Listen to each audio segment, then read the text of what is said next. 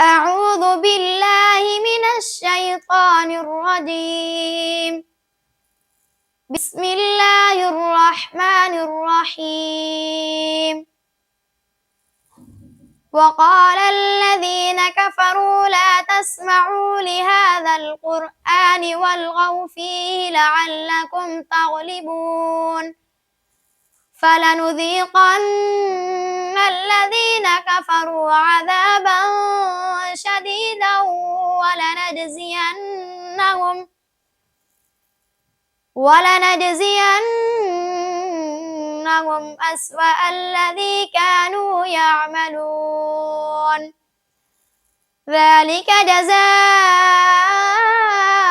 أعداء الله النار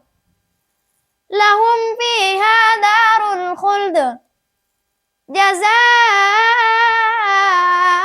بما كانوا بآياتنا يجحدون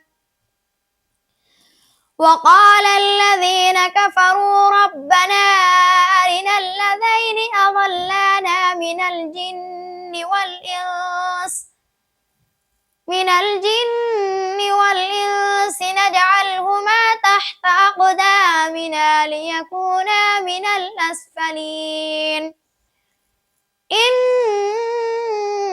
الذين قالوا ربنا الله ثم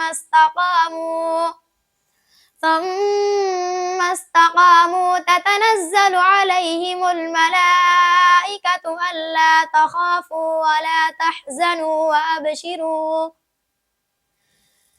وأبشروا بالجنة التي كنتم توعدون نحن أولياؤكم في الحياة الدنيا وفي الآخرة